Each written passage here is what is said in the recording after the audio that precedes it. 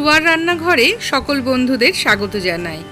একঘেয়ে পটল খেতে ভালো না লাগলে এইভাবে বানিয়ে নিন পটলের মালাইকারি। ভাত কিংবা রুটির সাথে অসাধারণ খেতে লাগে। তাহলে চলুন দেখে নিই। প্রথমে আমি একটা মশলা তৈরি করে নেব।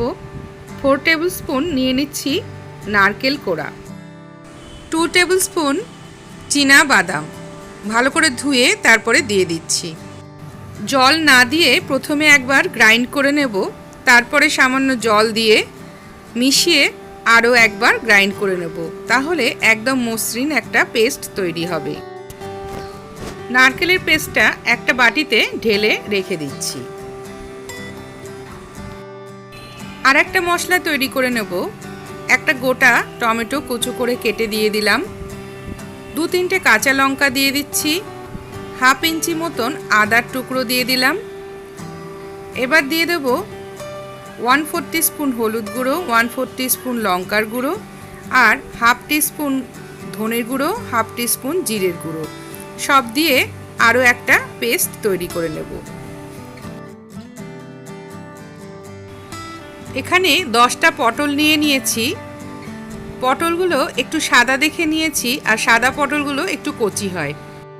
পটলের দু সাইডটা খানিকটা করে কেটে ফেলে দিচ্ছি, তারপর একটা পিলার দিয়ে খোলাটা ছাড়িয়ে নেব। সম্পূর্ণ খোলা ছাড়ানোর দরকার নেই, কিছুটা করে বাদ দিয়ে দিয়ে খোলাটা ছাড়িয়ে নেব। ছুরির সাহায্যে পটলের দুটো সাইড অল্প করে কেটে নেব। একদিকটা যেদিকে কেটেছি তার সাইড করে আর একদিকটা কাটতে হবে। একই প্রসেসে সবকটা পটল কেটে আবারও একবার ভালো করে ধুয়ে নিতে হবে। পটলগুলো ধুয়ে নেওয়ার পর অল্প লবণ আর হলুদ মাখিয়ে নেব। লবণ মাখালে পটলের ভেতরে বেশ ভালো লবণটা ঢুকবে, আর হলুদ দিয়ে ভাজলে পারে বেশ সুন্দর একটা কালারও আসবে। একটা ননস্টিক প্যান বসিয়ে 3 টেবিল স্পুন তেল দিয়ে দিলাম। এবার পটলগুলো দিয়ে দিচ্ছি, আর মিডিয়াম ফ্লেমে পটলগুলো একটু সময় ধরে ভাজতে হবে, যাতে বেশ একটু লাল করে ভাজা হয়। ভালো মতন পটলগুলো ভেজে নেওয়ার পর তুলে নিচ্ছি। আরও 2 টেবিল স্পুন তেল দিয়ে দিলাম। রান্নাটা আমি রিফাইন্ড অয়েলে করছি, আপনারা চাইলে সর্ষে তেলেও করতে পারেন।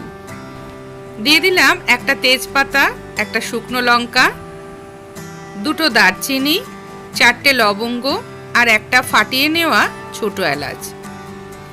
এবার দিয়ে দেব টমেটো আদার মশলাটা। ভালো করে বেশ কিছুক্ষণ ধরে মশলাটা কষতে হবে, যতক্ষণ না তেল বেরিয়ে আসে।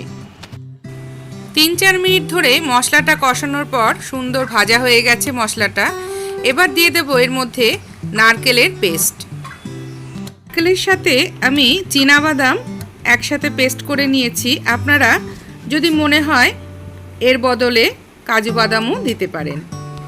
চাপা দিয়ে বেশ কিছুটা সময় ধরে মশলাটা ভালো মতন কষিয়ে নেব। মাঝে মাঝে চাপা খুলে একবার করে নেড়ে দিতে হবে, আবার চাপা দিয়ে দিতে হবে। এইভাবে কিছুক্ষণ করার পর মশলাটা খুব সুন্দরভাবে ভাজা হয়ে যাবে। এরপর দিয়ে দেব 1 কাপ উষ্ণ গরম দুধ। দুধের বদলে ক্রিমও ব্যবহার করতে পারেন। যেহেতু আমি এটা মালাইকারি করছি, তাই দুধ বা ক্রিম যে কিছু দিতে হবে। আর গ্রেভিটা নির্ভর করছে আপনি কতটা দুধ দেবেন তার উপর। যদি বেশি গ্রেভি পছন্দ করেন তাহলে একটু বেশি পরিমাণে দিতে হবে। ভেজে রাখা পটলগুলো দিয়ে দিলাম। এবার দিয়ে দেবো স্বাদ মতো লবণ আর চিনি। যেহেতু এটা মালাইকারি তাই একটু মিষ্টি মিষ্টি হবে। 1 চামচ মতন চিনি আমি দিয়ে দিচ্ছি। ভালো করে মিশিয়ে নেব।